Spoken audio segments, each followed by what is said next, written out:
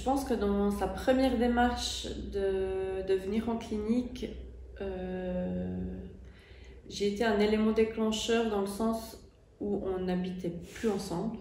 Enfin, ça faisait quelques mois qu'il était parti de la maison. Et en fait, j'ai été énormément dans le contrôle durant cette période.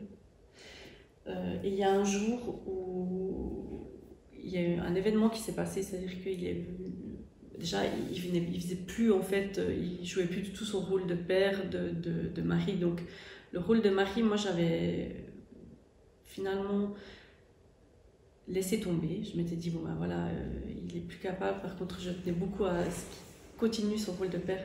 Il en était incapable, mais ça je le savais pas quoi. Et je l'ai beaucoup harcelé avec ça. Jusqu'au jour où c'était quelques semaines avant qu'il décide de partir en clinique, où il y a eu une histoire qui est montée en épingle. Enfin voilà, vraiment où j'ai pris conscience que j'avais affaire à un toxicomane quoi, parce que je me voilais la face quoi, clairement. Je me disais non mais ça va aller. Et puis là il y a eu une histoire, j'entends, où je me suis dit non mais là Céline, il faut que tu arrêtes quoi. Et là je lui ai dit écoute, pour moi c'est plus possible, il faut qu'on arrête. Et puis j'avais dit je veux demander le divorce quoi, c'est plus possible. Alors je sais pas si c'est ça, c'est l'élément déclencheur, mais en tout cas pour moi j'étais claire avec moi que ça pouvait plus continuer. Et je pense que le fait d'avoir été claire avec moi, peut-être lui aussi l'a ressenti, ou en tout cas a perçu quelque chose que vraiment ça volait en éclats, et peut-être ça a fait qu'il a pris cette décision. Premièrement, ce sont ces actes qui m'ont, entre guillemets, forcé à me bouger pour essayer d'entreprendre, de reprendre les rênes de ma vie, entre guillemets. J'aimais pas trop au départ, j'aimais plutôt dire que c'est parce que j'avais eu un éclair comme ça, parce que j'avais plus d'argent. Mais certes, il y a ça, j'avais plus d'argent, j'avais plus de possibilité de consommer, mais j'aurais peut-être traîné encore quelques mois si ma femme n'avait pas mis les conséquences directement, quoi. La deuxième fois quand il est vraiment venu à la métairie pour se faire clairement soigner sa dépendance, moi je suis partie de la maison parce que je me suis rendu compte que le schéma se répétait, voilà. Et pour moi c'était clair que je ne pouvais pas continuer de vivre cette vie.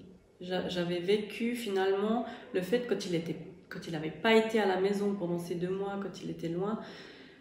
Moi j'ai aussi pris conscience de plein de choses, j'ai vu que je m'en sortais aussi avec mes enfants, voilà, que je pouvais être indépendante finalement, même si c'était pas encore tout clair, mais enfin il y avait des bribes de choses qui pouvaient faire que je voulais plus de cette vie quoi.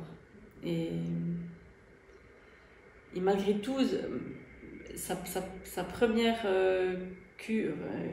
sa première visite en clinique, elle m'a quand même montré qu'il pouvait changer, parce qu'il avait d'autres discours, il n'est pas tout de suite sorti de clinique à consommer. Enfin, il y avait des discours qui sortaient de lui où je me disais, ben oui, il y a quand même quelque chose qui est entré, quoi.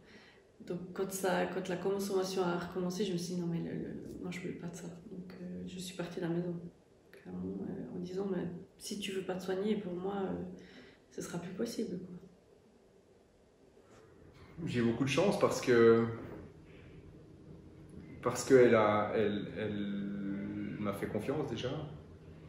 Elle a pris parti de la relation que j'avais aussi avec la thérapeute.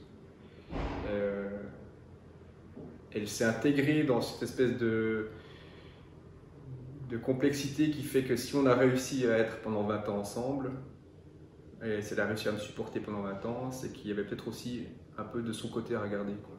On parle souvent de dépendance et puis de codépendance. Et puis, il y a la possibilité pour les personnes,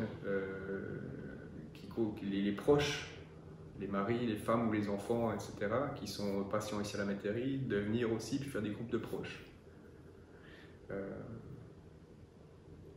Et puis, elle a pris aussi l'option, comme je l'ai fait moi, de considérer la dépendance comme une maladie, et puis de savoir qu'il n'y a pas un traitement, mais une possibilité de se rétablir. déjà cette ouverture d'esprit, elle a changé beaucoup de choses, parce que c'est vrai que quand je dis que j'ai de la chance, j'ai eu pas mal d'exemples de personnes qui étaient avec moi ici en centre, et puis les personnes sont ressorties, et puis leur conjoint n'a pas du tout adhéré à ce concept-là, et c'était que lui qui avait la responsabilité, l'autre avait rien à faire, et puis ça s'est très mal passé, quoi. Et si on en est aussi aujourd'hui, avec notre famille qui se passe bien, avec la relation avec les enfants qui se passe bien, c'est aussi beaucoup grâce au fait qu'elle se rétablit de son côté, quoi.